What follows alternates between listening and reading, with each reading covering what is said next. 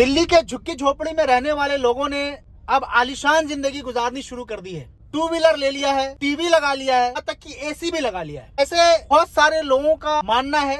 मेरे मीडिया के मित्र ने मुझे फोन किया, मुझे समझाने की कोशिश की कि रजा भाई, आप झुग्गी झोपड़ी को बचाने की लड़ाई लड़ रहे हैं, मगर वो तो आलीशान जिंदगी गुजार रहे हैं। ऐसे बहुत सारे लोग जो इस तरह की मानसिकता रखते हैं कि झुग्गी झोपड़ी में रहने वाले लोगों ने एसी लगा लिया है, टू व्हीलर ले लिया है या फिर एलसीडी पैनल लगा लिया है। ऐसे लोगों को मैं बताना चाहता हूँ कि एसी, टीवी या टू व्हीलर अमीर होने की निशानी बिल्कुल भी नहीं है। दिल्ली के झुग्गी झोपड़ी में जो रहने वाले लोग हैं, बिहार, यूपी, झारखंड, मध्य प्रदेश से आए हुए लोग हैं, जिनके बैकग्राउंड को आप सही से देखेंगे तो आपको ये पता चलेगा कि वो अपने गांव में भी भूमिहीन है। उनके पास इतनी जमीन नहीं है कि वहाँ सही से गुजर बसर कर सके, या फिर उनके पास जमीन है ही नहीं। वो दिल्ली में आकर के रोजगार की तलाश करते हैं और ऐसी जगह रहते हैं जहाँ पर हर वक्त उनके सर पे तलवार लटकता रहता है, कभी भी उनके घर को तोड़ दिया जाएगा। ऐसे कारोबार करते हैं जिस कारोबार पे हमेशा डर बना होता है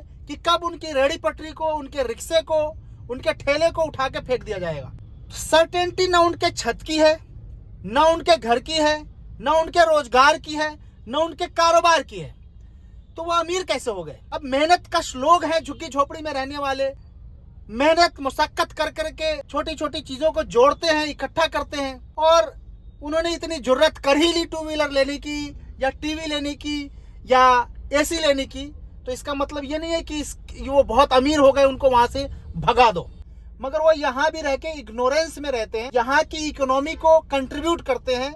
ये वही लोग हैं जो हमारे घरों में आकर के साफ सफाई का काम करते हैं, हमारे किचन में खाना बनाते हैं, हमारे घरों को संभालते हैं, रिक्शा चलाते हैं, ऑटो चलाते हैं। यही लोग हैं जो रेहड़ी पटरी और सब्जियां बाजारों में लगाते हैं। इसका तो बहुत बड़ा योगदान है इकोनॉमी में। ये हमसे लेते कम है और हमें कंट्रीब्यूट ज्यादा करते हैं। तो जहां तक हो सके इनको हमें एक बेहतर जिंदगी देने की कोशिश करनी चाहिए। और रही बात झुग्गी उजाड़ने की, तो दिल्ली गवर्नमेंट का तो ये प्लान है, इन सीटू प्रोजेक्ट है कि भाई अब जहां झुग्गी वहां मकान। तो सरकार को इस पर फोकस करना चाहिए और नहीं झुग्गी अब ना बने ना बसे, उस पर ध्यान रखना चाहिए। आप पहले झुग्गी बसाते हैं, उनको अलाउ करते हैं रहने के लिए, और फिर उसका आधार कार्ड, वोटर आईडी, पासपोर्ट सब बनाते हैं, सब कुछ अलाउ करते हैं। फिर अगर वो थोड़ी सी हिम्मत करके, थोड़ी मेहनत करके, मुशक्कत करके अपनी जिंदगी को अच्छा बनाने की कोशिश करते हैं, टू व्हीलर ले लेते हैं या फिर एलसीडी लगा लेते हैं या एसी लगाने की हिम्मत कर लेते हैं, तो फिर आप उनको एक ईर्ष्या की भावना से देखने लग जाते हैं। आपको लगता है कि यार ये झुग्गी में रहने वाला इतनी जुर्रत कैसे कर लिया। तो ये मानसिकता कहीं से भी अच्छी मानसिकता नहीं है। चाहे वो झुग्गी में रहे, चाहे वो फ्लैट में रहे, चाहे वो बंगलों में रहे, हर किसी को सर उठाकर जीने का अधिकार है। जिस तरीके से हम सर उठा के जी रहे हैं, उसी तरीके से उनको भी सर उठाकर जीने का अधिकार है।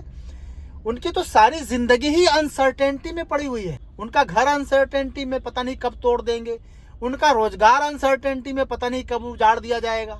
रोटी, कपड़ा, मकान, ये हर किसी का संवैधानिक अधिकार होता है और हर किसी को सर उठा करके जीने का अधिकार है। हर किसी को अपनी जिंदगी को बेहतर बनाने का अधिकार है। और सरकारों को तो चाहिए कि लोग कैसे बेहतर से बेहतर हो, इसके लिए मुशक्कत करी जाए। मुझे कहीं से भी नहीं लगता कि किसी के आशियाने को, किसी के घर को उजाड़ करके किसी शहर को या किसी जगह को अच्छा बनाया जा सकता है।